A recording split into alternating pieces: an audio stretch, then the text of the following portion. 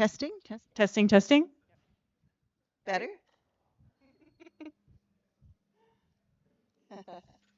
Okay, thank you. I think we'll start. That's great.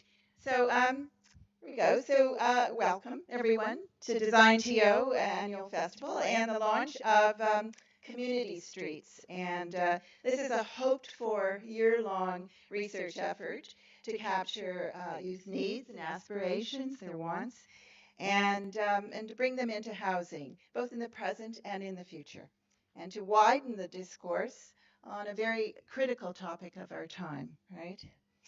The research project is in amid some funding applications, and it's with a partner, which is Toronto Youth Cabinet, and we're hopeful that this will come through. We'll learn by the end of March, and then we'll carry on for the next year. To start, I'd like to undertake a land acknowledgement. And so we acknowledge the land we are meeting on it's on the traditional territory of many nations, including the Mississaugas of the Credit, the Anishinaabe, the Chippewa, the Haudenosaunee, and the Wendat peoples, and is now home to many diverse First Nations, Inuit, and Métis peoples. We also acknowledge that Toronto is covered by Treaty 13 with the Mississaugas of the Credit. So I'm Cheryl Girodi, and this is my research partner, Saskia Van Kampen. We're instructors in design and associate professors in Toronto at OCAD University and in San Francisco at San Francisco State University, respectively. So, and we're here this afternoon with our current research assistants. So you've probably met Luke and you've met Mina as well, and they're in the environmental design program here at OCAD University. So if you have any questions or concerns, please talk with them. We hope this evening will be an engaging and interesting one, drawing out some success stories and positive ideas, strategies for advancing housing across Toronto for youth and other urban centers like it. Right. We just wanted to let you know that this whole event is going to be recorded. We will be taking photography, and it will be live streamed through OCADU's live stream service. If you do not want to be part of that, there are signs, and if you sit behind those signs, you will not be recorded or photographed. There are multiple ways to join in this conversation. We've tried to keep it very open. So we will have a Q&A session after the panel discussion is completed. And if you're not one to ask a question, there are opportunities along the windows. We've put up some questions and an opportunity for you to add your voice to the conversation without having to speak in front of the audience. We would like to thank our support staff as well, to Joseph and Wynn. Thank you so much for all your support. And at this point, we will be having the deputy mayor. Fantastic! Look at this, just in time.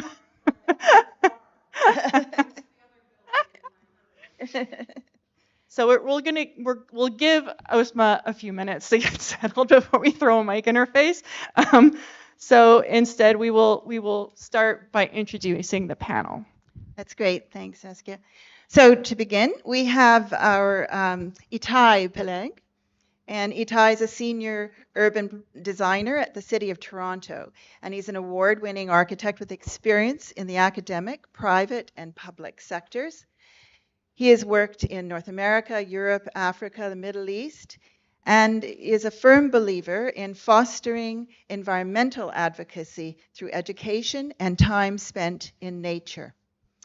He has worked with several nonprofit organizations to bring that vision to life.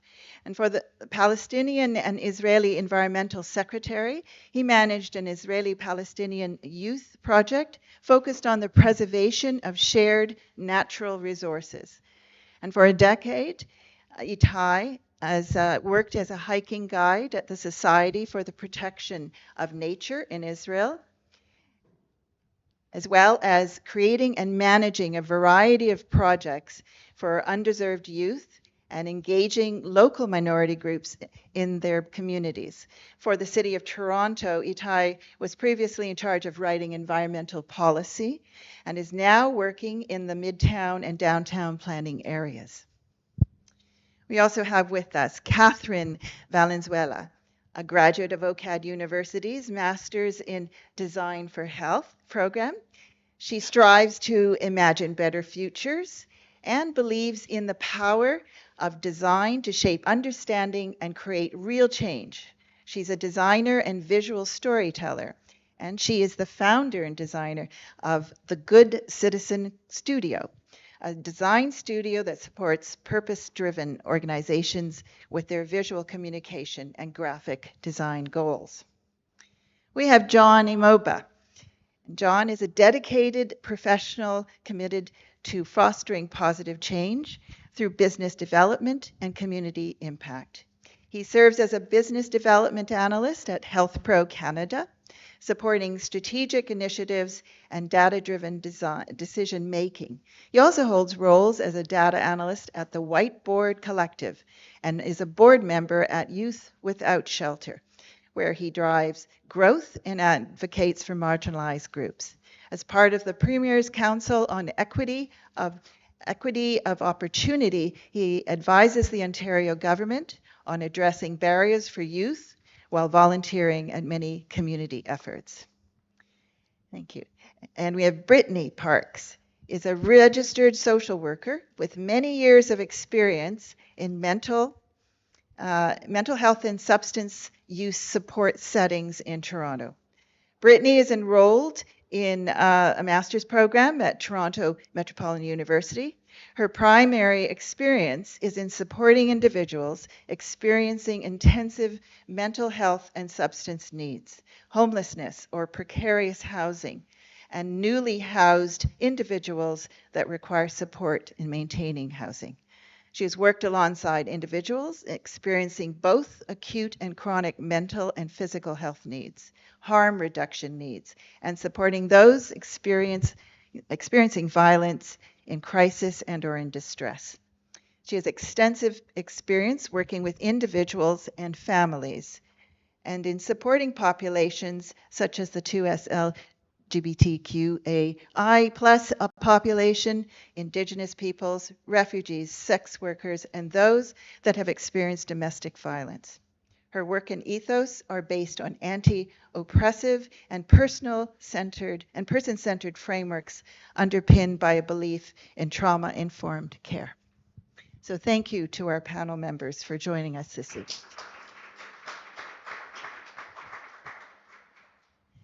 Just to note that Itai is our panel moderator, and so he will be keeping things moving along. So thank you for taking on that role as well.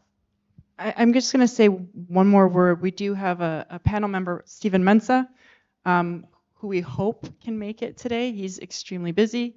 He works for the Toronto Youth Cabinet and is right now speaking and working on the budget that was just released. So he was on the news on Thursday when we were supposed to have a meeting as well. So he's just a very, very busy person.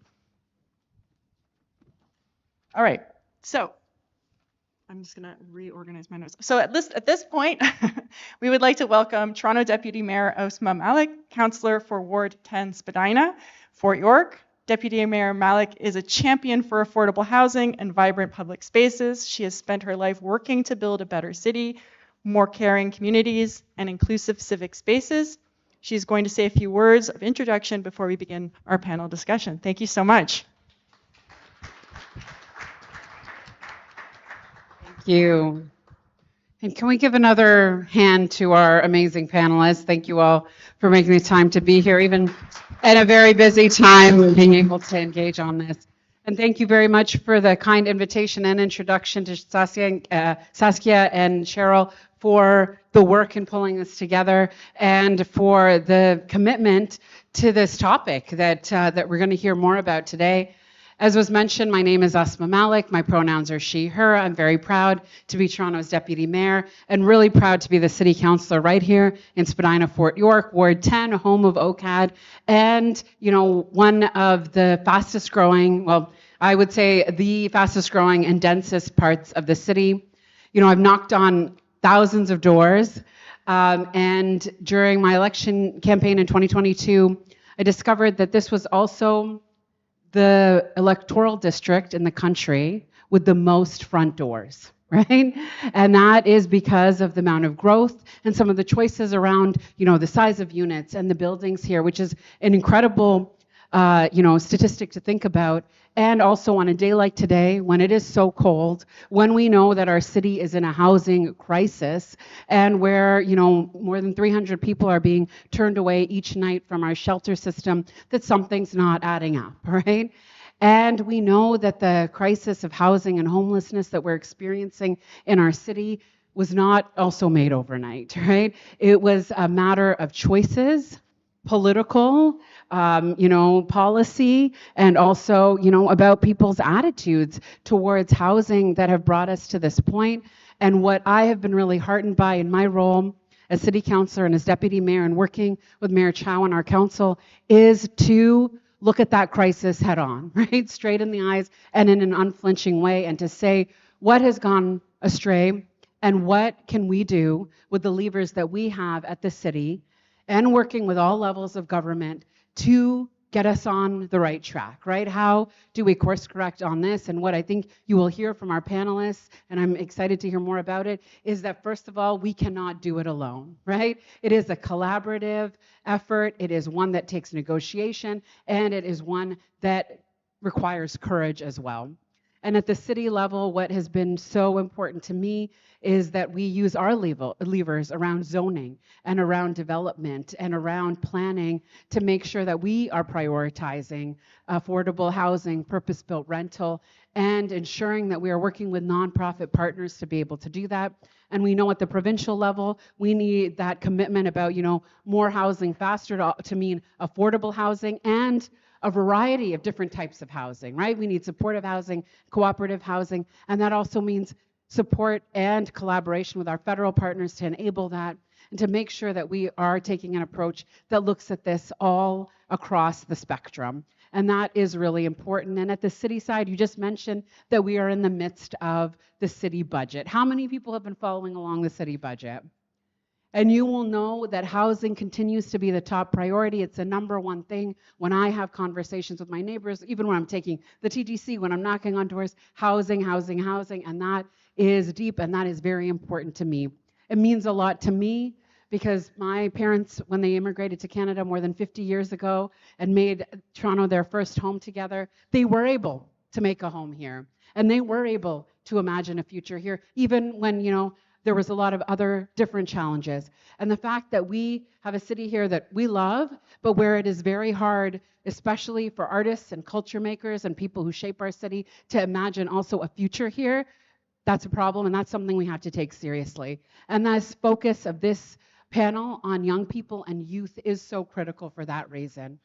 And, through this budget, we have, we're walking the talk, putting our money where our mouth is to say investments, historic investments in affordable housing and purpose-built rental, using the tools that we have around development charges and on city land, exploring efforts like having the city be a public builder and get back into the business of creating housing. And also for us to also be very clear that we're not going to build ourselves out of this crisis, right? That's very important. And that takes me back right to the start of my term and a very powerful policy that the city had put in place. It was a program called the Multi-Unit Residential Acquisition Program. Is anyone familiar with that? It's an incredible program at the city that ensures that the city has put aside money that when rental buildings come onto the market or are for sale, that the city can purchase them and ensure that those units remain affordable forever. And at the start of my term, I fought tooth and nail alongside my colleagues to protect 10 million that was set aside in the budget for that and make sure that wasn't clawed back. And that is such a critical tool as we right the ship on the housing crisis. And what I was so proud of last year with Mayor Chow and with our council, we made a historic $100 million investment in that program over several years to ensure that we can also protect affordable rental in the city while we are building more and using the policy levers that we have. And that's really important.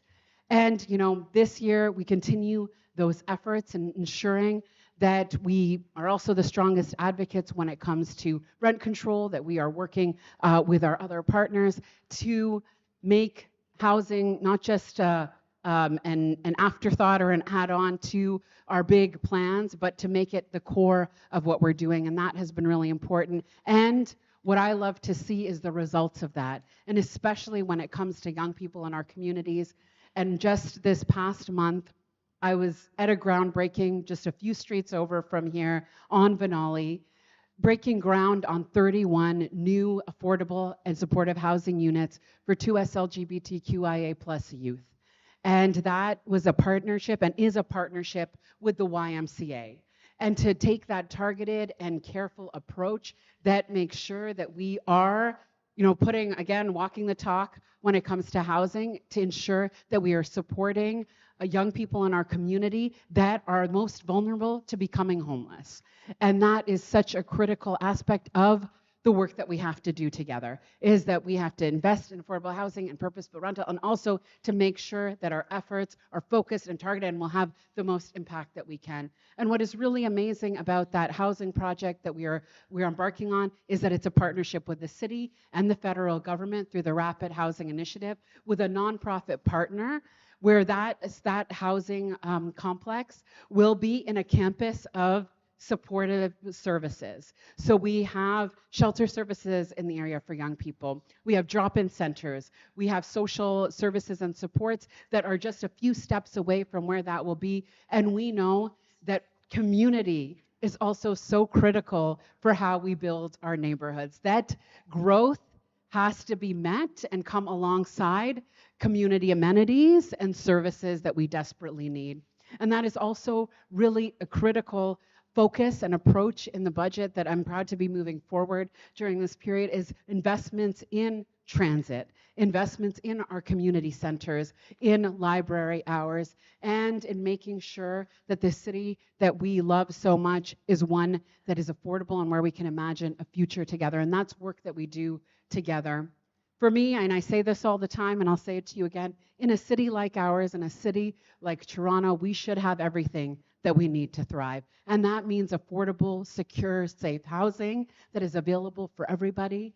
That means making sure that we have reliable transit on safe roads, beautiful green spaces and shared public spaces, community centers, libraries, decent work, and the capability to imagine a future together that is better, and to actually be able to step into it and live into it.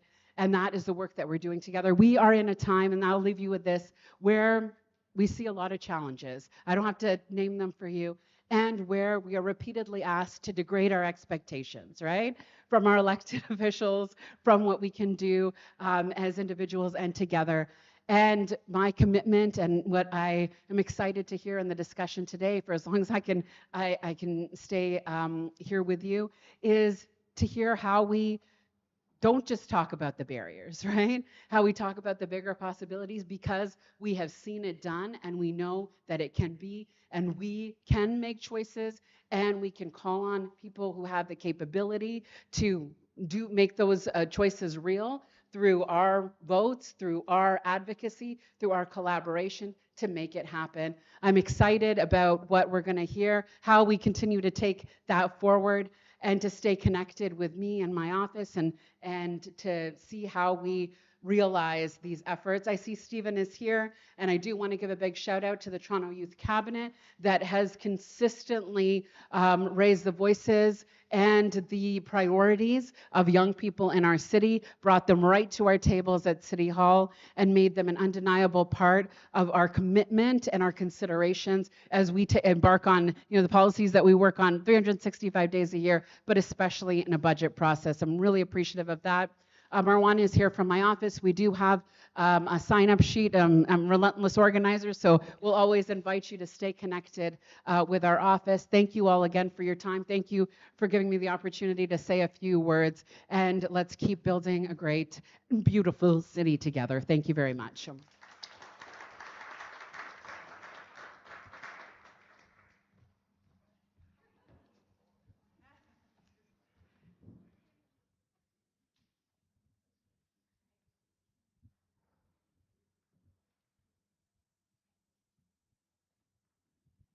Thank you very much. Really appreciate words. It's wonderful. And what an inspiration for us to move on to our conversations now and to see what comes out of that when we work collectively and we think about doing things in a co-design way. And so that's what we're about here today. Thank you again. I just want to, introduce one of our panel members who's here, working really hard on behalf of youth everywhere across the city. Honestly, you're doing tremendous work, and I know it's a very busy time. So thank you so much for joining us, Stephen. And so, first of all, Stephen and the Toronto Youth Cabinet are our partners in research. So we look forward to working with them over the coming year, if we're lucky. So I just want to give a little shout out about Stephen. So he serves as the Executive Director of the Toronto Youth Cabinet, as we know. He's representing over 623,000 young Torontonians. And Stephen, can you identify what youth is and what is that age group that you're representing? Is it all of it? So defines young people between the ages of 13 to 24. We do casual things for young people up to 29, but primarily our focus is youth 13 to 24 who live, work, or go to school in the city of Toronto. Fantastic. So that's what that 623,000 is representing. So and under his leadership, the TYC has successfully influenced multiple policy changes in our education system that leveled Ontario's 2 million students, such as ensuring the menstrual products in schools and also de-streaming grade 9. And TYC has also led initiatives addressing community safety and youth unemployment, securing for additional $15 million for youth programs and establishing 5 new youth hubs in Toronto. And then Stephen was recognized in 2023 as one of Toronto's rising stars. Welcome to our panel. Thank you very much. So at this point, we're actually going to turn it over to the panel, and we're going to turn it over to our moderator. So Itai, take it away. Thank you, Cheryl. Can you hear me? Yeah. Hi, everyone. My name is Itai. I want to apologize first for my accent. I know it's not always easy to understand. Usually there's a slide behind, so it's much easier. But I hope you will cope with it. And if not, you can just ask me to repeat. So I've been asked to moderate this evening event, which is the kickoff for 1 year research project titled Community Streets, a youth-driven lens on the future of urban housing. The research is under grant application and hopefully successful and underway in March this year. Urban and housing, right? I was very excited when Cheryl and Saskia asked me to help with this, because as somebody that's working for the City of Toronto, I deal with policy and with things that are being built. And I was always thinking, how can this be actually impacting the city that we live in physically? What are we going to see? Will we see larger units, smaller units, detached, different kind? And I'm really, really hopeful that this research will make an impact. So Stephen, Catherine, John, and Brittany, we all decided that we're going to try to have 3 questions. The first one is, what are the biggest issues for youth today in housing? The second one would be, where are we going, right? What would we want to see in the future? And the third, if we get there, is how do we make it happen? So the first question for the panel is, what are the biggest issues affecting youth and housing? Who would like to go first? Thank you. Yeah, I mean, I'll speak to my area of expertise, and to me, that is mental health, substance use, people living with dual diagnosis, which is people that live with developmental disabilities and mental health. I think one of the major issues is that the housing that we have right now, whether it be just rent geared to income, which is subsidized, or it's supportive housing, is not meeting the needs of those experiencing all of those things that I mentioned. There's a really great research done by Stephen Gates, who's a university or a professor at the University of York University. I said that backwards. And he talks about how 76% of youth that get into homelessness or experience homelessness experience it again.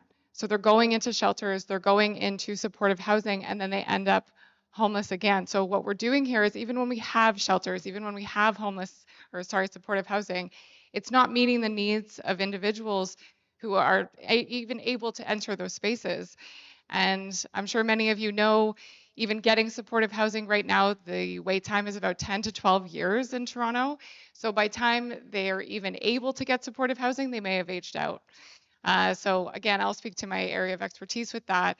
And yeah, it's something that is impacting youth every day. There's about 2,000 individuals outside in shelters, precariously housed, that are young.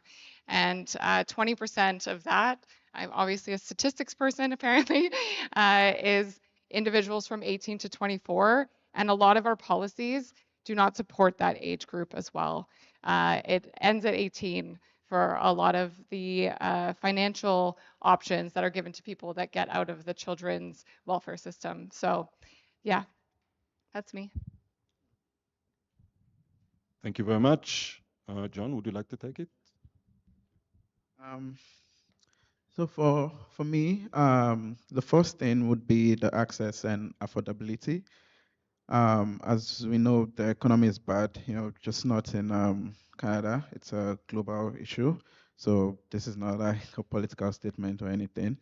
But this affects the youth more because a lot of youths apply for entry level positions the first time going into the labor market, and it's difficult to get in there, right? So it's a big problem for even the adults with experience getting jobs and all of that. Now we talk about youths; it's even more difficult for the youths as well. Um, it's very difficult these days to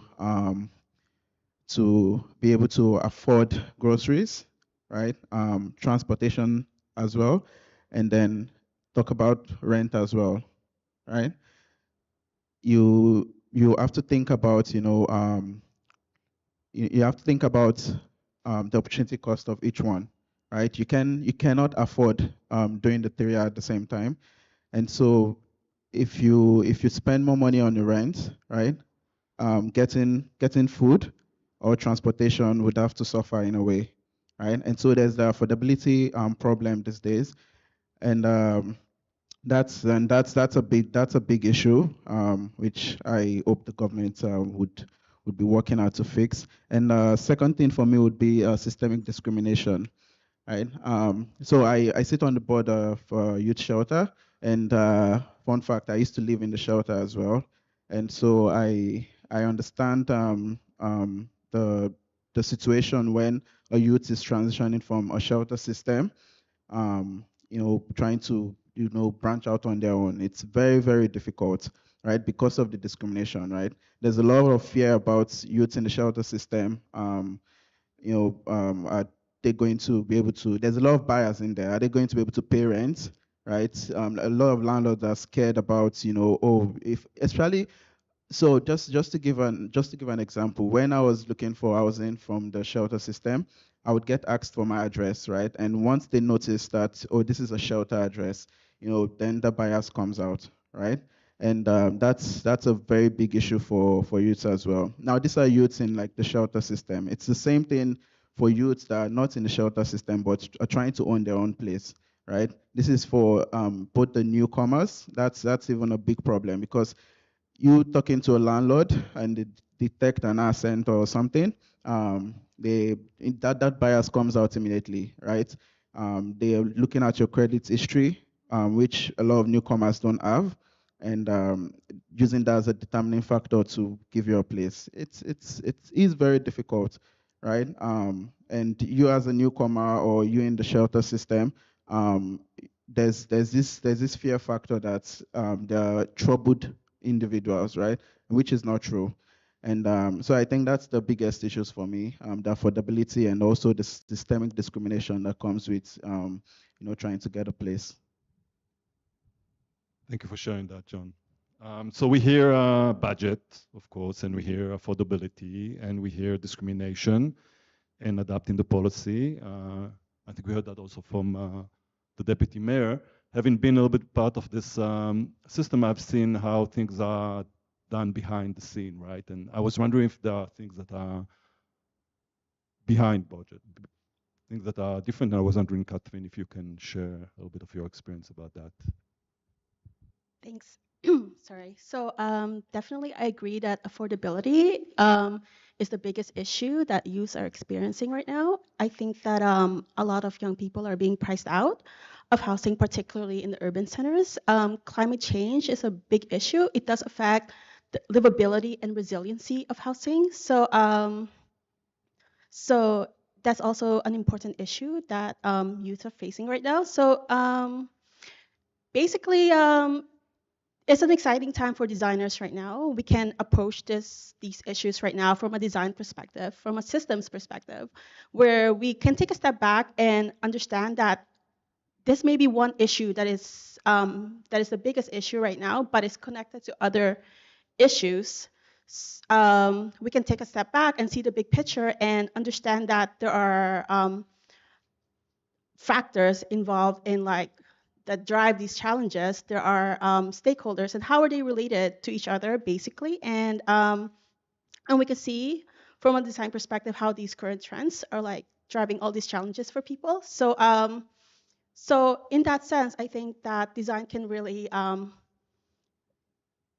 can really support these challenges right now, in the sense that we can get a better understanding of what's happening, and we can see where interventions may be implemented that create positive change. Thank you. Thank you. I liked what you said about issues can become an opportunity, right? The designers really thrive on that. Stephen, would you like to share with us some? Thank you very much. I'd say in respects to some of the key issues young people are facing, the Toronto Youth Cabinet, we've identified 5 key ones, but I'll highlight a couple. First, community safety. Every time you turn on the news, you hear about a carjacking, a pharmacy robbery, a home invasion, a jewelry store robbery, and these are all acts of violence and criminality disproportionately being perpetrated by young people. That's the fact, that young people are not only disproportionately perpetrating acts of violence and crime, but they're also disproportionately affected by acts of violence and crime. And this is due to the root causes of violence, which we know are poverty, but as well as youth employment, which is the second or one of the other key priorities we've been focused on. Young people, especially in the city of Toronto, we know youth unemployment rates are the highest in Ontario, one of the highest in Canada, and we know for Black, Indigenous young people, those numbers are far worse. Young people are struggling to find access to meaningful and gainful employment that's going to help them towards a future of career success and economic security. And those two things are tied. I'm always saying the best antidote to crime is a good job. And if you give a young person a good job, you're not just going to give them money so they can put in their pocket, but you're also going to give them hope for a better future. And I think youth employment is tied to housing, because ultimately, as a young person, you can secure housing for yourself, but how are you going to maintain that housing if you can't actually afford to live wherever you're living? And we see oftentimes situations where young people are able to secure housing but don't have enough income to maintain it. And we know the interconnectedness of even struggling to find a job when you're living in a homeless shelter, you are unhoused, and this is the realities that we've heard from young people across the city who are, yeah, sure, Black, Indigenous, newcomer, but also young people who are experiencing homelessness, who've told us firsthand the struggles of them finding a home. I think speaking to the homelessness issue, I know recently AMO, the Association of Municipalities of Ontario, released their homelessness report. I think it was a couple of weeks ago, and what didn't catch much of the headlines where 25% of homeless individuals in Ontario are young people, and these numbers are continuing to increase. And we know, once again, the intersectionality of those youth as Indigenous to LGBTQ plus Black.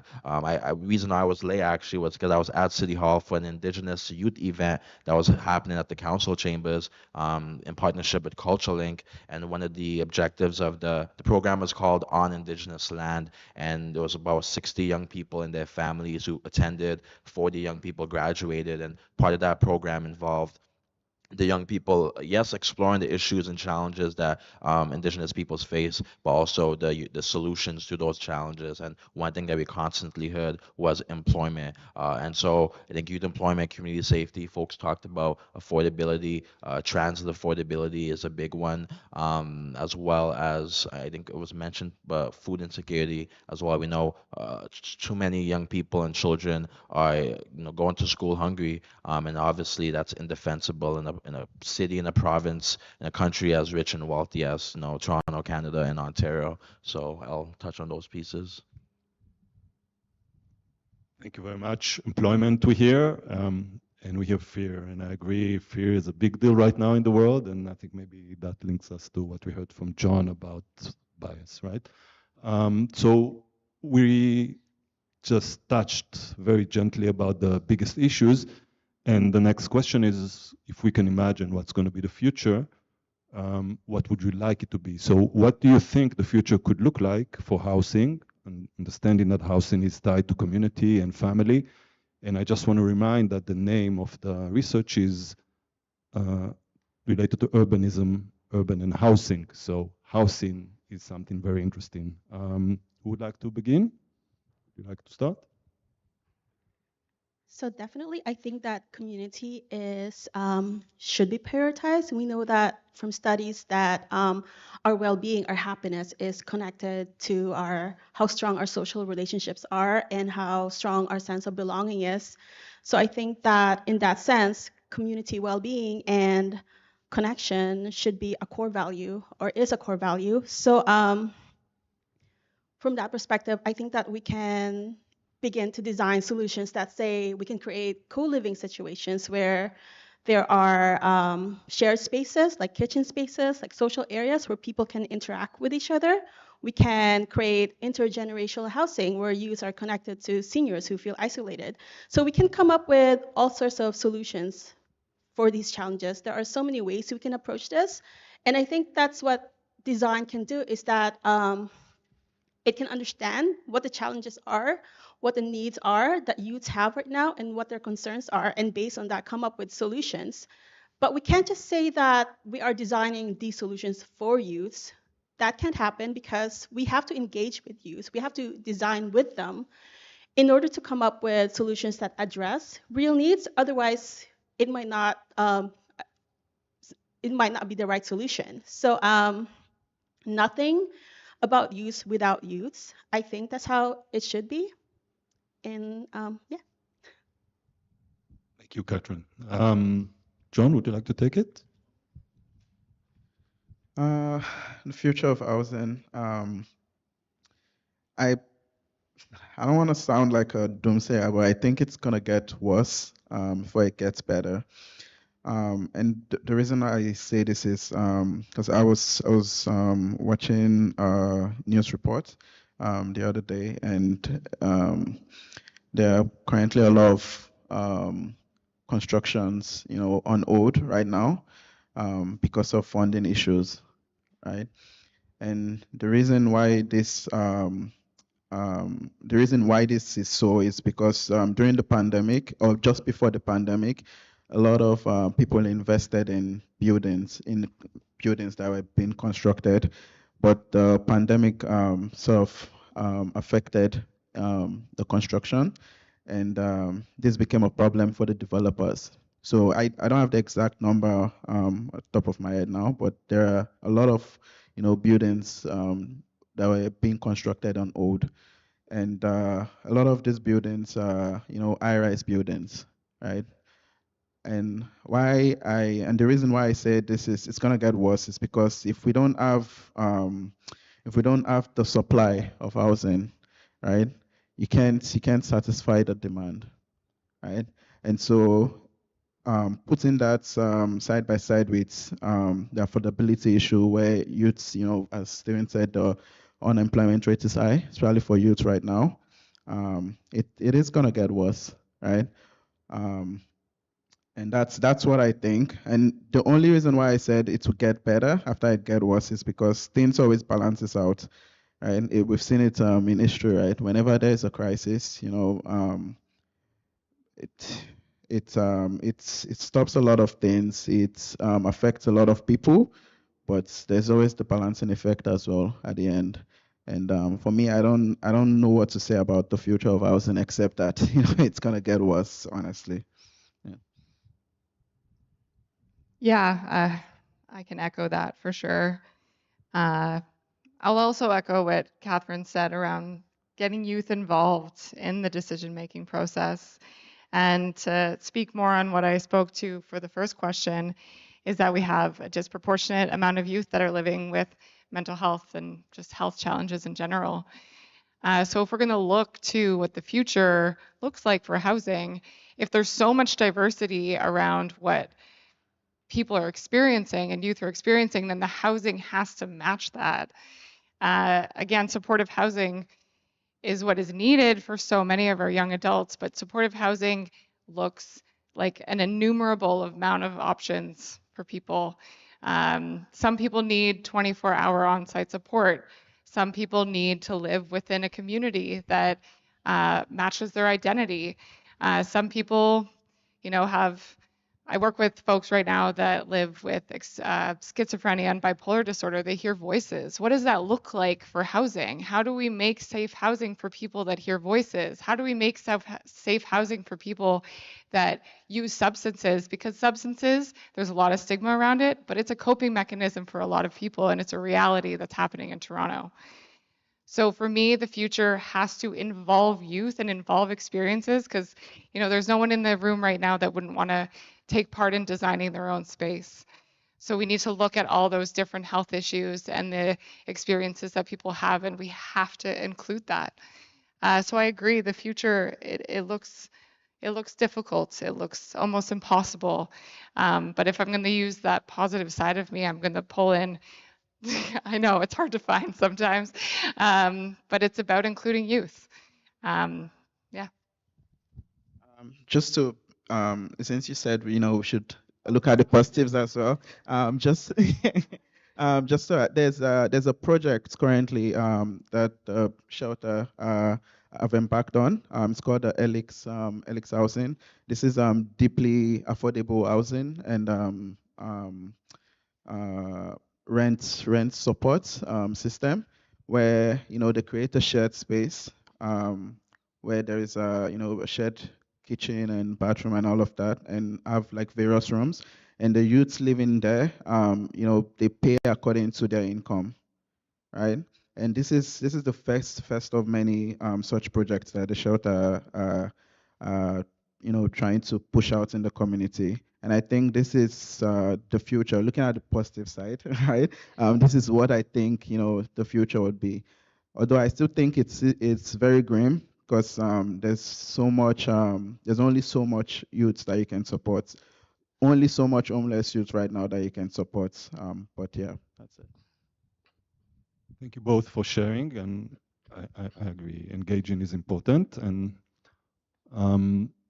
before we move to Stephen, and I think that's actually really interesting because Stephen is part of the places that can create policy. I would like to piggyback a little bit on what Catherine said here about co-sharing, because when I was in architecture school, the hardest part of the studios were about micro units, tiny units that are very affordable, that people can live there in a very tiny space, and how do you design them? Having been working in the city of Toronto for now, I think 7 years, I see how the policy is shifting and how Toronto has decided to go for something that's called the complete community. And part of the complete community approach is to bring families downtown. As part of that, there was a study, it's called Growing Up, and eventually it cascaded all the way to the secondary plan of the downtown, which requires a certain percentage of big units that are, of course, unaffordable for youth to buy, but are affordable to share.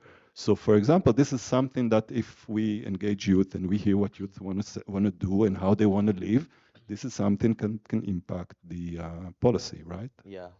No, absolutely. And I think even when we think of mixed income housing as well, recognizing the disparities that exist amongst young people. But I don't know, my head's going in many directions as we're talking because I think there's just so much to say. But I think obviously I'll ground my comments in what many people have said here, which was, we're not going to have responsive, effective policy without making sure young people are part of the process from the front end. Funny enough, just this past week, we had a meeting with the head of Toronto Shelter Supportive Services to strengthen that relationship to make sure that in all the work that TSSS is doing, that TYC and most importantly, young people are at the center of it. And I think I'm glad there was commonalities and a shared alignment in respects to that, because I think when we talk about the question is, what do we think the future could look like for housing? You spoke to Brittany about supportive housing, and that's something that the Toronto Cabinet has been pushing for, is increasing the amount of young people move from the shelter system into transitional and supportive housing. Because when you look at the data of the individuals who are moved into that housing, young people have actually digressed over the last couple of years. It's like every year I ask for the data around January. I'm like, hey, how much have we done? And we look at the numbers. Pre-COVID, we moved more young people into housing than we have done today, which I think is very shameful. And I think one thing that we are always saying is just remember young people exist. I think for the most part, the city, sure, they're doing some good things. I won't be unbiased. Obviously, what the city of Toronto is doing good things, positive things, but are young people benefiting from that positivity? Most times they're not, because they're not at the forefront or even a focus in respect to the policy and programs and practices that we're putting forward. And so I think it really starts by remembering young people exist and making sure that young people are engaged and meaningfully involved, not performatively, but meaningfully involved from the front end and throughout. I think when we talk about as well as the future, I look at Toronto community housing and it kind of ties into the safety piece, but I'll take it from two different directions. I think making sure that there's different types of support services, be it mental health, be it a career development, and other types of support that young people need. We know that young people's needs and issues are unique compared to that of others, and young people are once again most likely to fall into chronic homelessness if they don't get that support that they need from the front end. And so I think as we are shaping our communities and building more housing, we need to take into consideration how can we meet the many unique challenges and needs that young people have. I look at Toronto Community Housing. I used to do some work for them, and as they've been doing some redevelopments, be it not just downtown, but also in Lawrence Heights and across the city, some of the things that they're now paying attention to due to the calls and advocacy of young people in those communities is as small as like better lighting in my park, or better lighting in my neighborhood. Like these are small but very important things that not just address safety but also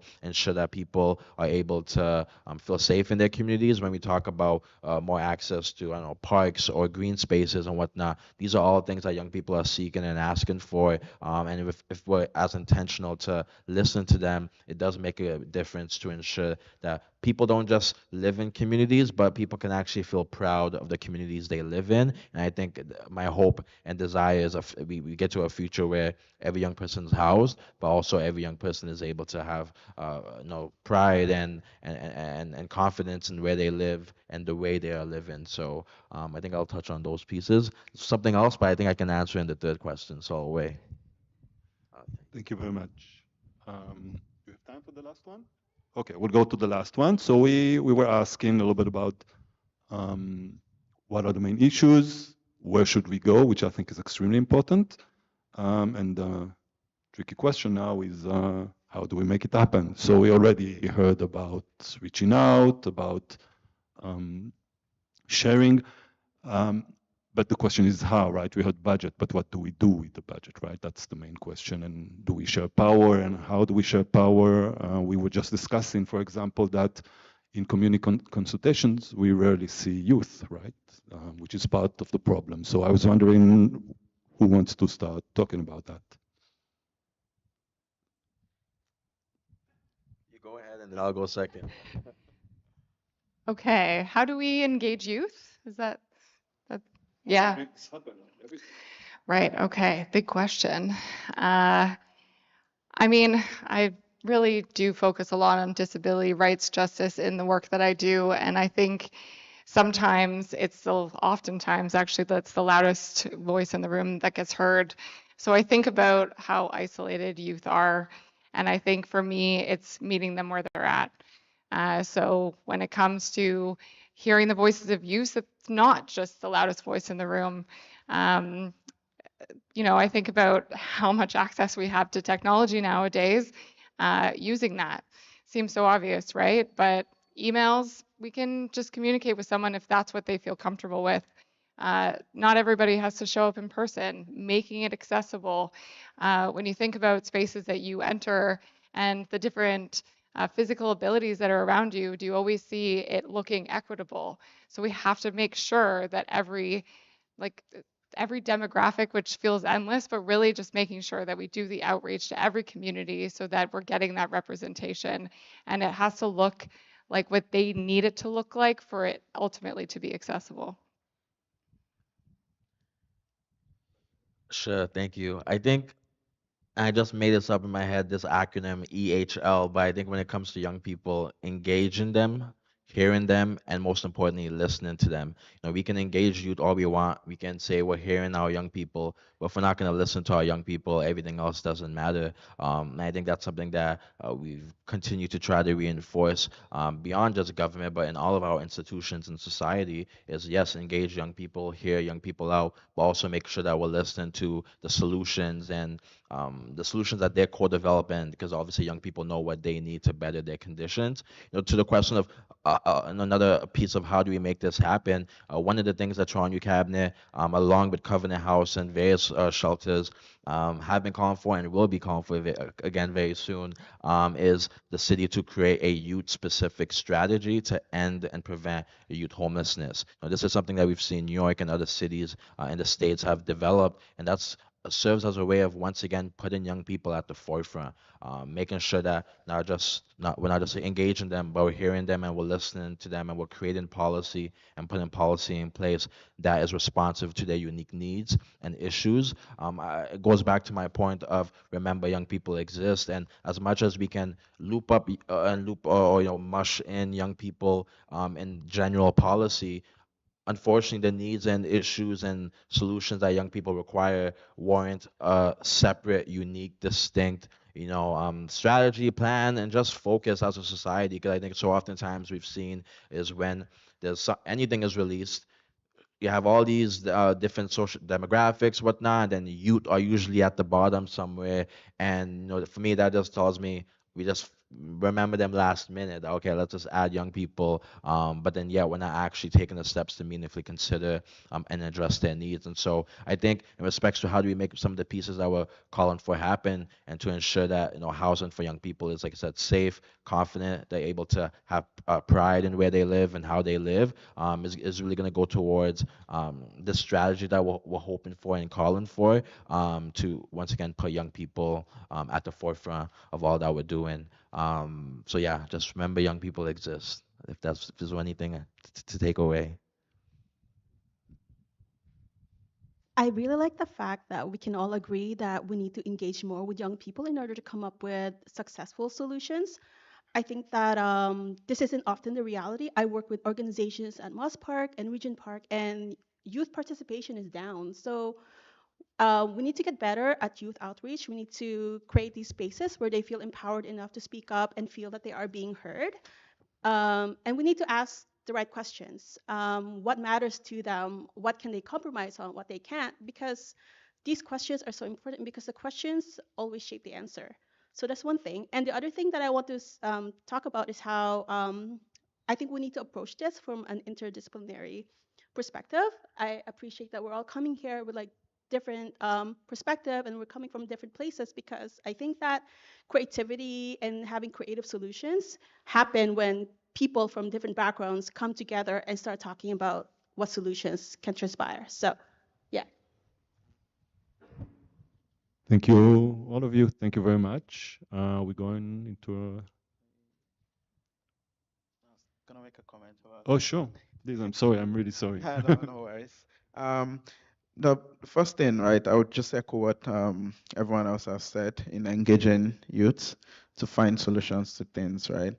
Because the youths are with the ones with the problem, right? And who better to know the solutions than the people with the problems, right? So that would I wouldn't say too much about that because everyone already did. But just in addition to that, I would like to add that there should be a collaborative effort among various organizations, right? I found that a lot of success we've had with the housing projects at the shelter have usually come when there is collaboration with various organizations, be it in terms of lobbying the government, in terms of getting approvals, pushing policies.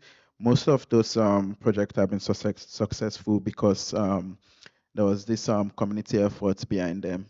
And I feel like we need to do more of that. Like I'm even encouraging the government as well, the various levels of government, to tap into the solutions that different organizations have. Because it's one thing to create policies, it's one thing to start projects, but if you don't engage the experts in these things, you're bound to fail, right? And it's not just engaging the experts in silos, bringing them together into a room to figure out the problem. You can look at the data, you can look at the numbers, but the main thing in creating a meaningful solutions, in creating beneficial outcomes in these things, is when you bring the people with the knowledge in a room together and have a conversation about it. And yeah, that's addition. Thank you. I think collaboration is a great word. And how do we share decision making, right? How do we share power, not only making decisions for others, right? That's part of the issue. So thank you, everyone. We're going to go into a break.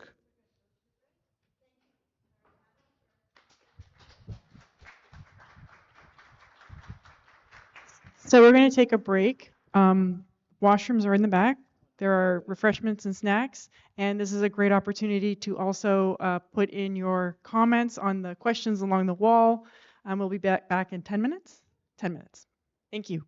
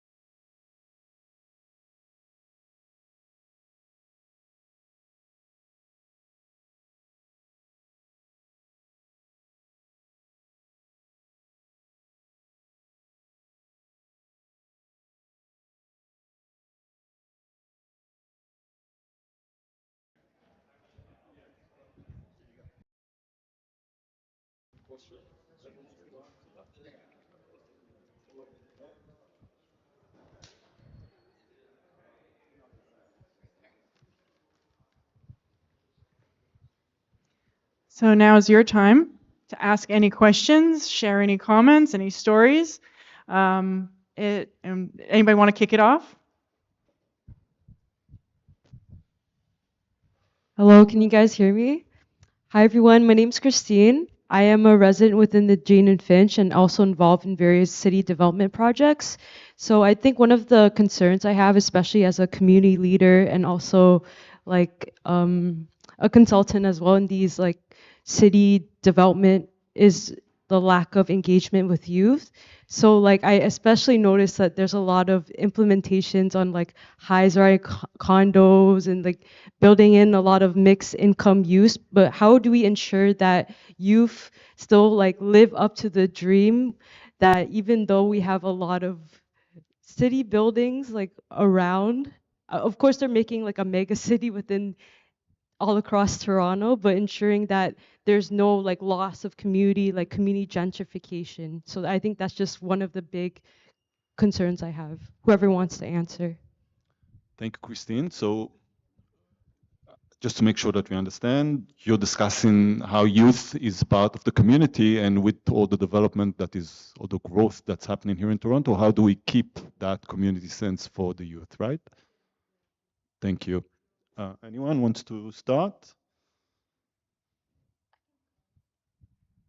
So I work with organizations at Regent Park, and I do have lived experience living in Regent Park. So I have seen the revitalization, the development happening, and the gentrification that took place. Because I know that in Regent Park right now, 70% of people living there are paying market rent compared to the 30% who are paying, who are in subsidized housing. So there is that happening right now, and I think that they're really trying to support the community by maintaining the original identity, maintaining the culture within that particular neighborhood. But it is hard. It's there's tension, and but I think it's also important to have community engagement and to make sure that organizations are there that do like outreach, that do like reaching out and making sure that these spaces are happening where people can feel engaged.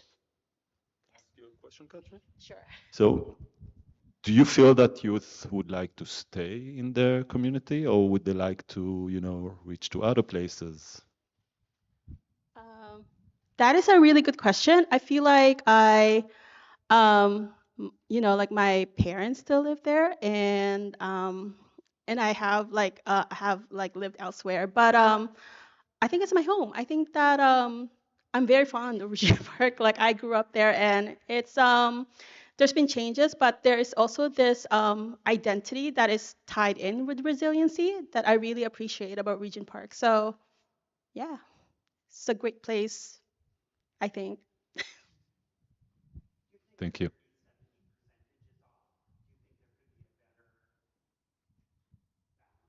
A balance.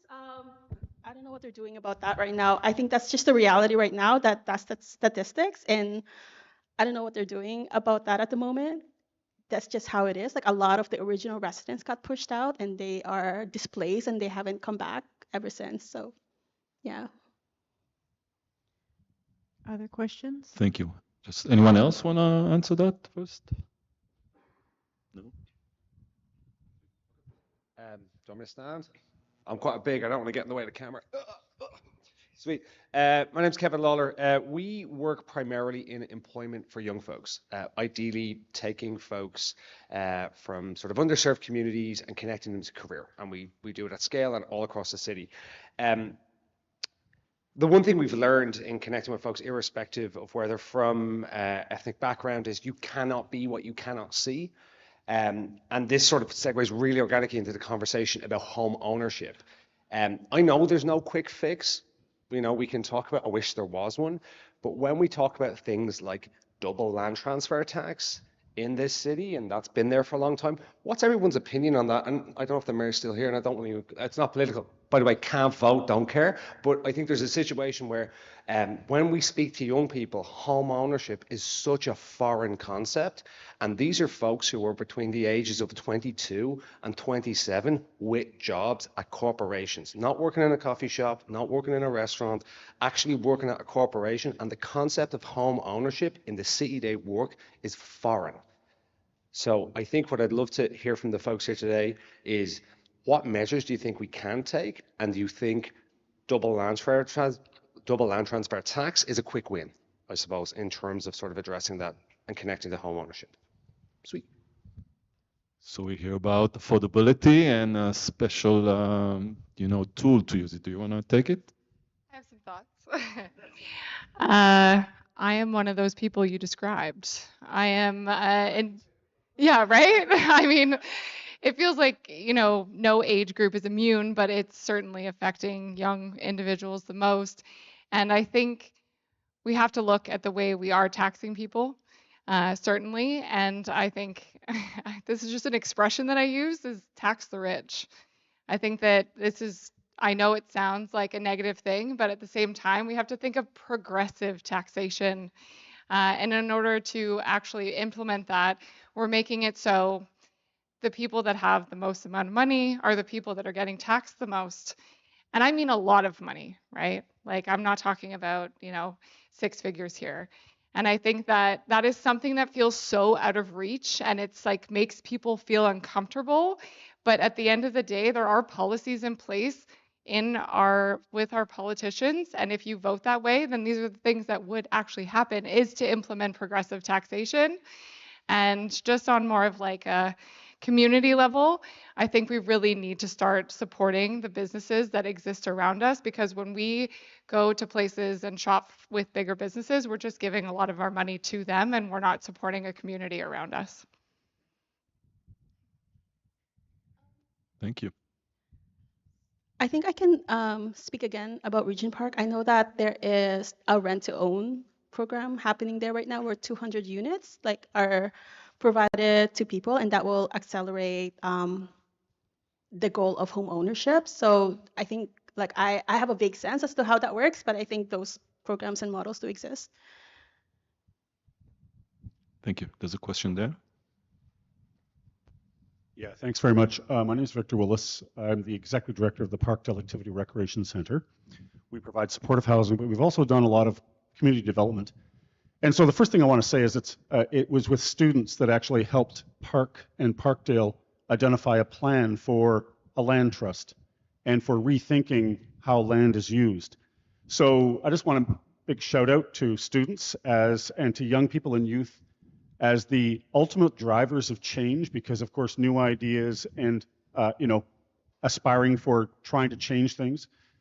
So the second part of this is, though, that we've got something that didn't quite come up in today's discussion is we are so far behind in the number of units that we need, which means that if it's supply and demand, we're never going to, so you'll never afford a place, and there's going to be homelessness and people who need supports.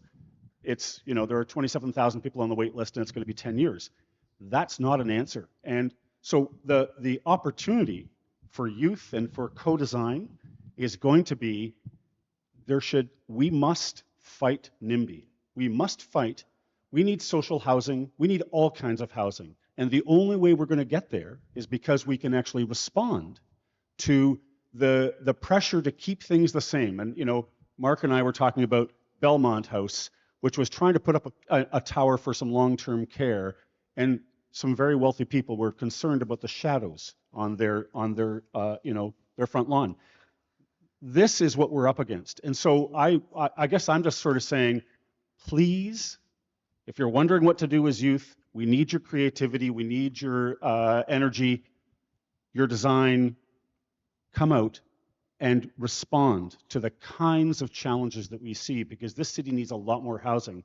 And the more that we have to fight, and Atai, I think that you probably are very aware of just some of the challenges from a policy point of view and a planning point of view, balancing needs of residents. But I'm going to say the needs of the city are that the people who want access to a home, who want to own one, that's the ones that we really need to think about. I am a homeowner. but I am happy to put myself on the line to be taxed because I understand I have an enormous privilege.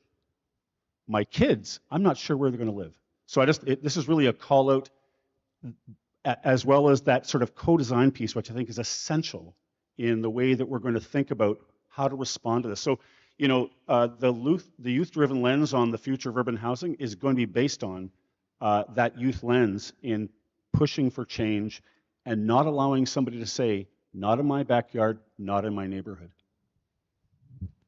Thank you.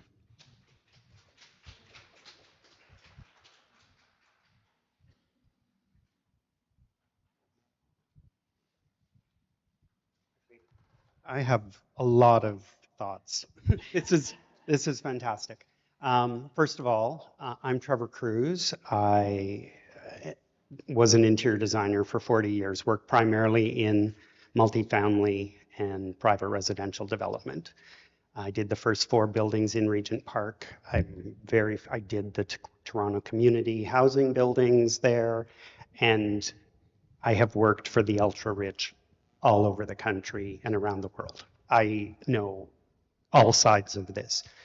I have some questions about some of the things that you mentioned. The new shelter. How many youth will be living in this shelter? Is it in the annex? Like one project, how much difference are we making? At the youth shelter right now, there are over 50 residents, but for the Helix project, which is the subsidized housing, I believe there are about 20 plus youths living there as well. So Okay, so I also wonder, of these youth that get into shelters and get a start on a path to somewhere, how many of them actually, once they leave the shelter, are in a rental or on a path to success, to arriving somewhere? Are we just trying to build a place to house them for now, or build them a future so that they become part of the successful community and have a future that we don't think they have right now? My other thought is I have a lot of friends who have kids, and they have their kids have had friends that have been in untenable situations, and they've taken new people into their family to help them. What if there is a program, not fostering, but where my partner and I, without kids, could take a youth to be part of our family, or 2 youths or something, for 8 years, 10 years, and have them live with us without charging them rent. Make them part of our family. They get a job, they can start to save, they can be proud about who they are and grow their opportunity. I think part of the challenge is we're trying to build affordable rental for people that won't ever be able to save money, and when they're finished being part of where we've set them, they're not going to be any better off. I think we need a bigger view of how to help them. I just have so many thoughts. This is the best. Also, I'm on the board of DesignTO, and this is the best thing I've been to all week.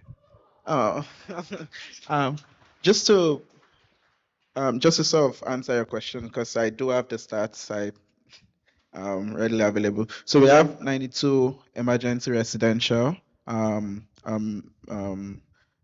youths right now. We have a stay in school program. This is where, you know, if you're in school, you get to live there for free until you're done with your education or you're past the age of 24. We have over 40 youths living there right now. And we have other systems that we support the youths with. There's the mental health youths. We've served over 72 youths for mental health issues, 97 life skills, 156 served for employment, and housing and aftercare, which is, I think, what you mentioned about, you know, are we supporting people that wants to transition from living in the shelter system? And the year-to-date stats is 249 youths served for housing. So this is when you leave the shelter system, you're on your own. We still support you with, food. We have a food bank right in the shelter. We support you with food, looking for employment, stable employment, or just working in a coffee shop. And we support with aftercare products like soap, or if you want cream, just things that you can't really afford, just for you to be okay. So yeah, that's how it starts. So. Thank you. I think Stephen wanted. I remember, but I wanted to speak to a couple of pieces you said and just a couple of things folks said, but in respects, this is pretty loud. In respects to the numbers of young people were moving, away from the shelter system into housing, and kind of are we setting them up for success or failure? And I think I'll speak to the first part, and because like I said, every year I ask for the data, and the numbers of young people we are moving away from the shelter system aren't tremendous. I think last week or two, they opened up a 2S LGBTQ plus transitional youth shelter, not youth shelter, but transitional housing space or whatnot. And I think the numbers of young people that's gonna serve are, correct me if someone, hopefully correct me if I'm wrong, but I believe that's under 50, like maybe like 35 or something, is if I remember seeing the news release. And so something like that, we're not putting a dent in the issue of youth homelessness, which goes back to the city at large. Every year we're announcing thousands of people are being moved into transitional housing and supportive housing, but how many of them are young people? And I'm not necessarily the fan of quotas or whatnot, but maybe that might be needed in respects to young people to say, hey, making sure a certain percentage of youth or a certain percentage of what we are doing as a city and how many people were moving from homelessness in the shelter system to housing, a certain percentage of that is actually going to be young people. I think another thing you spoke to was, it reminded me of my time at Toronto Community Housing, where we did various consultations and engagements with staff, with tenants, and so many of the tenants had reinforced the experience of once again wanting to be able to buy a home for themselves, but not being able to because majority of their rent is obvious, of their paychecks are going towards rent. This every increase of a pay they get, now my rent is going up. And so as a family, as a family member, as a mother, father, like how are you going to be able to save, never mind have the aspiration of actually being able to afford a home? And I think that really does trickle down to young people themselves. I'd argue young people whose parents have homes, although everyone is no doom and gloom, but I'd argue they have more optimism than young people whose parents are not living in a home, and the sight of buying a home was lost decades ago. And so I think we as a society, and the policies and practices of housing and just the city at large, needs to definitely be better to ensure that people are able to save, have save enough so that they can not just support themselves, their families, but also save towards a future, and move towards something meaningful. I think vaguely I want to speak to what you said, but what came to mind was Little Jamaica, and the work I know some of my friends and peers are doing. There's a collective called Black Urbanism TO to try to maintain the culture and identity of the neighborhood. With the Eglinton LRT, or whenever that might come in, and hopefully within this decade, we know that they're doing a lot of work to keep the identity and culture of the community. And I think ultimately, who makes up a community? It's the people. And so I think one way to ensure that communities are not lost of their identity is making sure that obviously people can afford to live there, but also the businesses are able to maintain and thrive, and still be present, which we know was very dreadful in Little Jamaica and across this city when it came to the pandemic, and which disproportionately impacted them on top of the Eglinton LRT. So I think we can beautify neighborhoods, develop them. There's a notion called gentrification without displacement, and I think that's what we really need to get towards. Is sure, you want to gentrify a community, go ahead, but let's not displace the people who live there. Let's make sure that they can still afford to live there, grow a family, raise a family, shop at the businesses that's present. And so that's what came to mind when you asked your question. Yeah, thanks. Um, I wondered about taking some of these concepts and crashing them together. You're talking about shared living and Toronto community housing, and you were talking about talking to youth and they just want better lighting in the yard. Is there a program at Toronto Community Housing whereby 3 youth could share a space in the Toronto Community Housing as opposed to a family? Are there youth-only opportunities through Toronto Community Housing?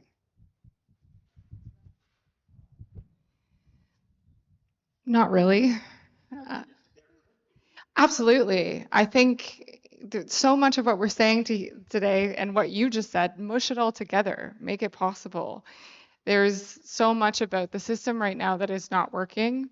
And there's, gosh, I don't want to get too doomsday, but what you said about, I'm optimistic too. I mean, I wouldn't even consider myself someone who like relates to academia, but I'm in it because I'm researching supportive housing and I'm having people turn to me and say, put this out there.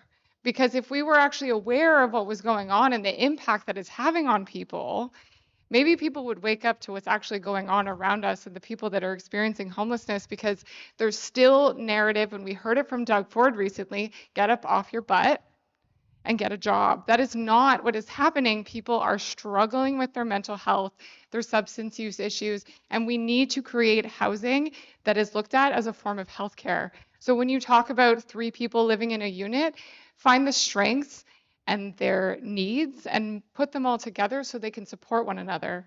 And to what you said too about, could I take someone in and not charge them rent? Of course. Why couldn't we have that system as well? It would need to be a program. And I'm just so delighted that we're having these kind of conversations, because we need to get together and have this dialogue to say, what could it actually look like, but what are we going to do about it? The latter I struggle with. But I know that having a conversation about it is a good place to start. Sorry, I get really passionate. Thank you for sharing that. I would like to react to the gentleman here that, just to share, and I want to say, I don't represent the city of Toronto here. I represent myself and my opinions. And I really appreciate what you brought here. I think NIMBY is a really tough thing to fight, and we heard about bias, because NIMBY is not only about the built environment. Having been working in the city of Toronto now for 7, almost 8 years, I can say, I'm not sure how many people can understand how many changes have been happening right now in all the divisions that are working on approval and designing of residential units.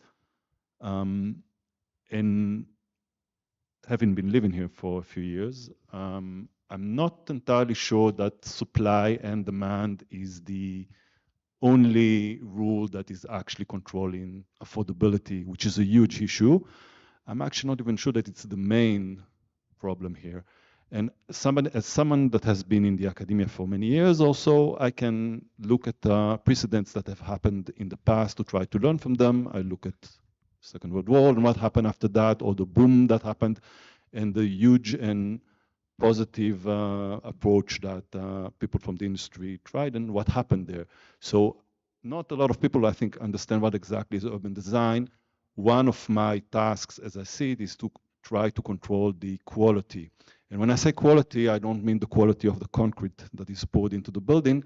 I mean the quality of our built environment, of our public realm.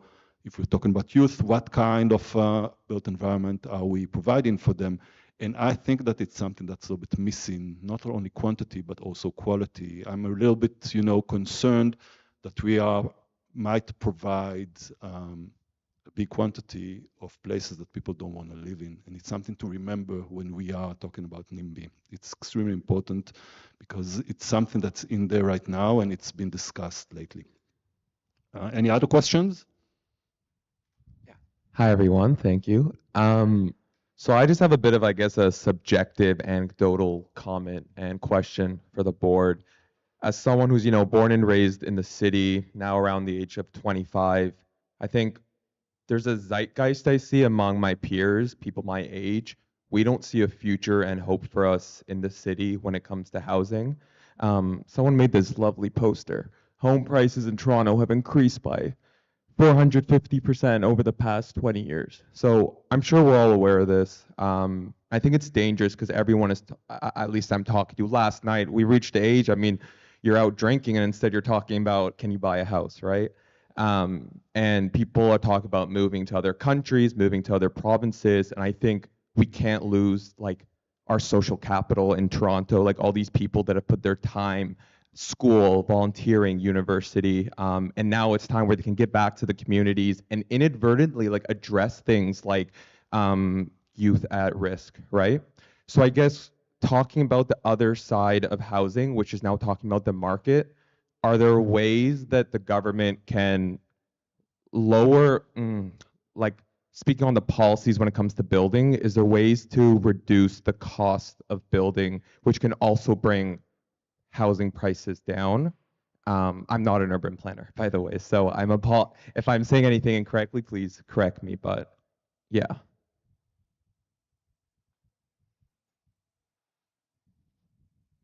Anyone would like to address prices of housing and how do we lower it? I just like to say I'm in the same age bracket as you are, and I agree with you.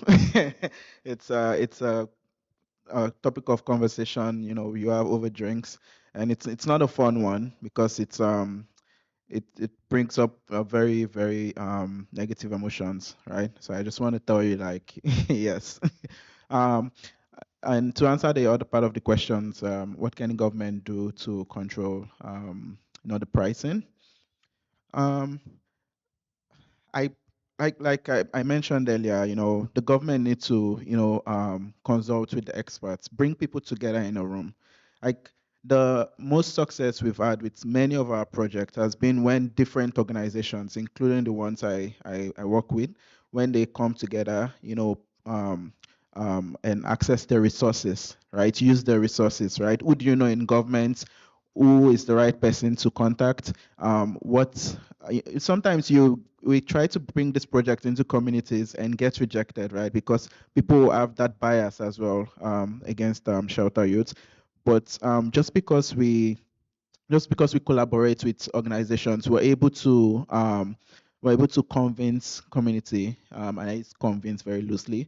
We're able to speak to the right people in the community, try to make them understand that the times are different now, and it's not what things are not what they seem anymore, and they should be more accepting of people, right? And this things can only be achieved because we were able to collaborate and find the right organizations to partner with. We're able to access the government funds and get government buy-in because we collaborate with the right organizations that know people in the government. And I think that's what communities can do. And I think the government also should bring people together in the room to talk about these things, instead of just creating policies just because they feel like or just because they feel it's the right thing to do. They need to talk to the right people, and that's what I think the government can do. I'm less gonna answer this question because I would feel like the housing now. I feel like you would. What's your name? Mark. I feel like Mark would be a great person to answer this question because I've seen you around and I've paid attention. But I believe some of the things that the city of Toronto are doing. And I'm not speaking for them, but just saying what I think they're doing, and you can do your own homework to judge that. In respects to I think development charges, are they cutting development charges or they're doing something around development charges. But I know another thing I've heard counselors reinforce a lot of times is when an application goes through by a developer, the process to get approved and whatnot, making sure we're speeding that up. It shouldn't be like a year plus. It should be very quick. I know I have heard counselors say, like bring me like bring all the people who need to be in the room in a room and let's to get this done quick instead of everyone's kind of working in silos and it takes months and months and months to years. So I think that's one of the biggest things we can do because I've heard that adds to the cost of building and whatnot. So I think that's one point I'll speak to. But separate from that, like just while we're having this conversation, and when we talk about just young people having that belief that they can afford to live in the city or having that aspiration of buying a home, I think it goes back to my messages on youth employment. Because at the end of the day, young people, never mind, are they thinking about, am I going to be able to buy a home? They're thinking about, can I buy food? They're thinking about, can I even, buy my basic necessities? No, we have individuals, menstrual, period poverty is real. People are struggling to even buy menstrual products. And so I think, never mind the idea of buying a home for many young people, it's those basic necessities. And I think it goes back to, once again, as a government, as a society, what are we doing to ensure young people, our equity deserving youth, have access to meaningful and gainful employment opportunities? Because ultimately, if I'm a young person and okay, yeah, I'm making good money, I have a meaningful job, I'm able to save a couple of dollars, I'm able to save plus also help my mom and dad, then I can start thinking about, okay, maybe I can get a condo or get a home. Like I think the hope needs to start,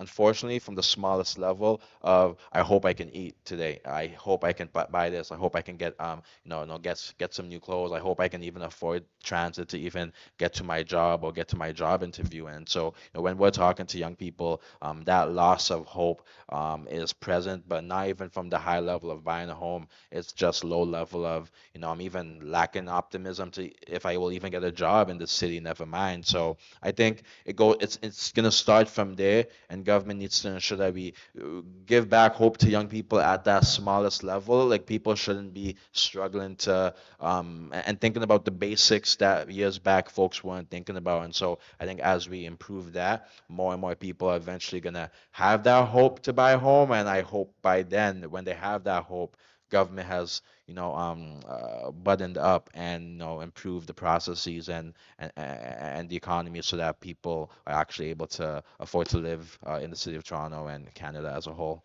So I wanted to add that. Um, so maybe Itai can expound further on this, but I think that from a design perspective, I think that we might have to start looking into alternative solutions for people to be able to afford to live downtown. There's talks about shared spaces where there's like, you have your living spaces, but then you have like shared spaces like kitchens and social areas where people can meaningfully interact with each other. There's ideas of intergenerational like housing where youth are connected to seniors who feel isolated. So I think that um, alternative solutions might be the answer, but I think it needs to be informed by co-design. I really believe that, but maybe Itai can talk more about that. So. Thank you. I think, there's a wide range of solutions. I remember as an architect working on a commune, right? People that are sharing space. But I think for me personally, I was just speaking to someone here. When you work with someone and you design their home, and I know English has has a word home, right? It's not a house, it's home. And there's a difference, right? When you work with somebody on the home, you ask them, what do you want? And you can see their face when you ask that, right? I think the first for me, sitting here in this panel, the most important for me is to hear what people want, right? And I think every one of us here should think, if we are asked by, if somebody comes here, it's a genie from a bottle and asks us, you can have in the future, we want to solve the problem, what do you want? And I think that's the main question for me that I think should be addressed. What do you want? What do we want, right? And it's not easy, I agree.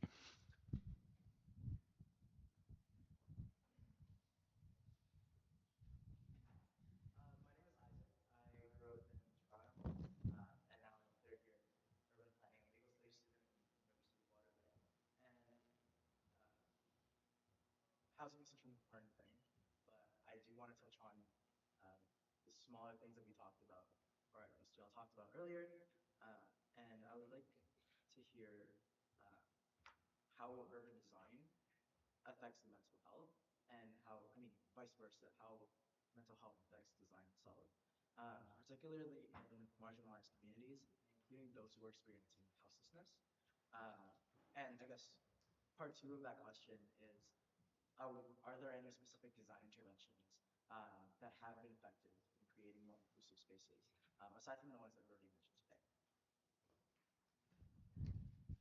Thank you, Isaac. Anyone wants to jump in? Maybe I'll start and you can join. I don't want to hijack that. So I remember when I was working on hospital, and I just found a study that was showing that if you have a window in your room, the healing process is much faster than if you don't have. It sounds obvious, but is it, right? So I think there are a lot of I think we all know that the environment, the built and the public realm and the landscape and is affecting us, right? I don't have the numbers. Maybe, I don't know, Brittany will know better numbers, or maybe John can discuss those things. Maybe even Catherine as a designer. I don't have the data in front of me, but I think it's pretty clear that some design tools are extremely important, like having a window in your room, right?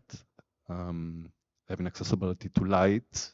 It's not only a window. You want to have sunlight. You want to have heat from outside, and not only from your heater. And you also want to have accessibility to landscape, right? To some trees, to a park. This is why it's so important to have those amenities inside your neighborhood when you can walk, right? This is part of the complete community. Anyone here want to address this? So I actually applied recently to do a PhD at TMU, and in my statement of intent, I wrote down like, how do we create playful interventions in urban spaces that is therapeutic for people with mental health challenges? So maybe I'll get back to you in 4 years.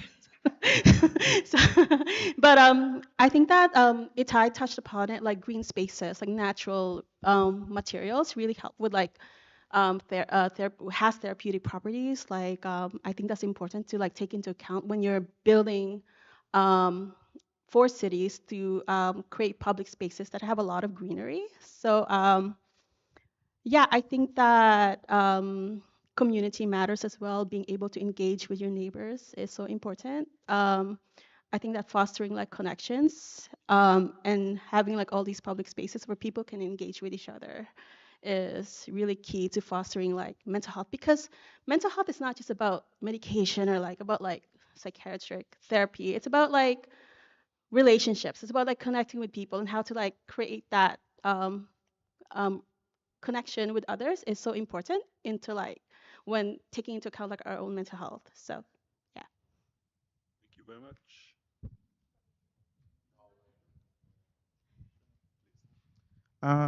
I don't have an urban design experience. I'm not an expert in that, but I can only speak, to my experience. And I had a comment earlier when you were talking about gentrification, and you asked Catherine about, do these people want to stay there? Because I also live close to Regent Park. It's like 5 minutes walk from me, and I go to the park, the field, the Regent Park field. Almost every day in the summer, not as much in the winter. And the reason I do this is because I created a community that when I moved into the area, I was looking for a space where people gather and play sports, because I love playing football. And I found that when I used to go there, especially in the summer, we would get people from other neighborhoods, coming into the space, right? Wanting to participate in the sports and activities. And many of those youths are people that have lived there but were pushed away, right? But you still see them coming back, and so they really want to stay in their in their community, right? Now, to answer your question, I think there needs to be a community, focused approach to that. Like, I can't tell you how much windows you would have in your house or how much lighting or painting, but I just know like people want to be in a community that they are accepted at. And I think with that kind of approach, there would be a lot of solutions to the mental health issues.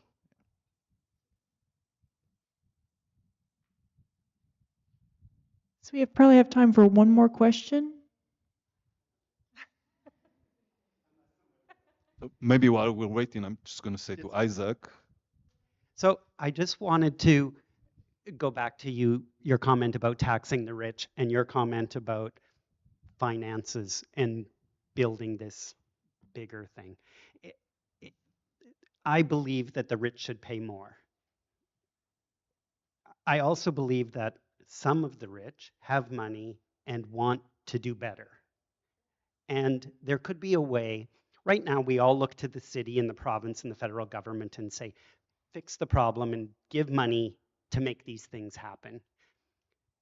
And there are real estate investment trusts where people put their money in to make money.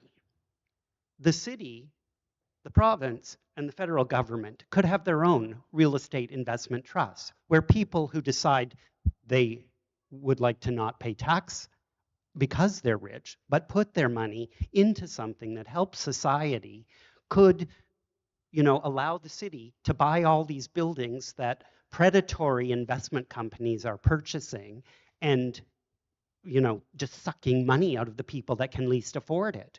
Then the city and the federal government and the provincial government could have the capacity to be in control of the housing stock that we need for all the people who can't get housing. There needs to be a way to transfer the money without pulling it out of them, where they want to say, I will give you my money and help the world be a better place for our neighbors.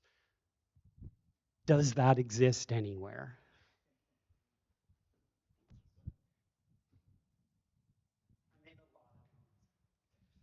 Thank you for all your notes. Gosh, that's such a great question. And I think it's something that I kind of struggle with on a daily basis as a social worker because I have so many ideas about how the world could work. And I say this because everything you're saying just now makes sense, but there's a lot of control that exists within society. So if you're saying, okay, so what if we funnel the money this way? There are probably a lot of rules in place about why you can't do that. Or you asked the question about why can't I bring in a young adult and support them? There are rules against that as well. What I will say is that there are ways that we can get our voices heard. It sounds flowery, it sounds cheesy, but it actually is true. There are power in numbers. I think so much of it is so many of us work 40-hour work weeks. Capitalism is making it very hard for us to use our spare time to go mobilize or advocate. But there is a way to do it. You just have to make time for it. And again, that sounds flowery. It does. But I have seen, I'll give an example. I was like 21 years old and I lived around King and Jameson and there was no crossing guard. And there were young adults or kids that would almost get hit every day by cars because you're getting onto the highway. And I went, this is really bothering me. And I wrote a letter to the municipal counselor at the time and didn't get a response, but then I told like 30 people I know to do the same thing and I told them to copy and paste it and to send it in and they responded. And it's things like that that we actually have to do is that we have to take the time to write letters, to show up, to get groups going, use online platforms to do this. It is not easy, but it is possible. And sometimes you just have to do it anyways. Because a lot of the stuff that I do, and I call it stealth social work, is the stuff that's not allowed, but you do it behind the scenes and you keep it to yourself and you keep it to your community, but it works. And a lot of this is just having to be daring and take those bold steps to actually make it happen. And I realize I didn't really answer your question because it feels like an impossible one in so many ways. But thank you for it because it provokes a lot of thought. But yeah.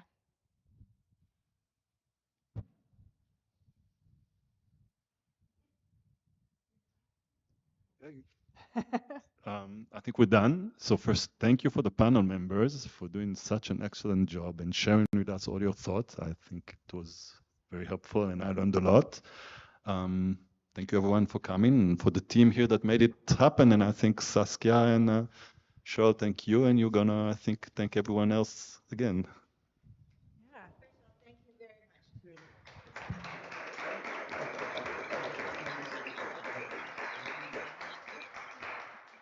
We'd also like to thank all of you who came out tonight and spent your afternoon on this lovely freezing cold, sunny day with us here and sharing your thoughts. Thank you.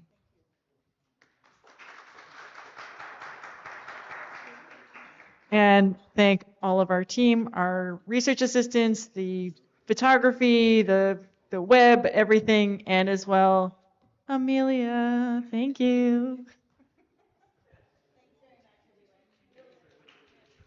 Yeah. You might hear from us again if you put in your emails, because if we manage to move along with the research for over the coming year, we'll keep you apprised of that, and certainly our panel as well. But we do hope to, the research will we hope to engage somewhere between 25 to 30 youth for the full year, or at least 6 months of the year, to bring them along in workshops and culminating charrette, a creative charrette in which we try to address some of the things that were raised. We know how deep and extensive this conversation is, but you have to start somewhere, and this is the start for us. And thank you very much for joining that discourse. Okay. Night.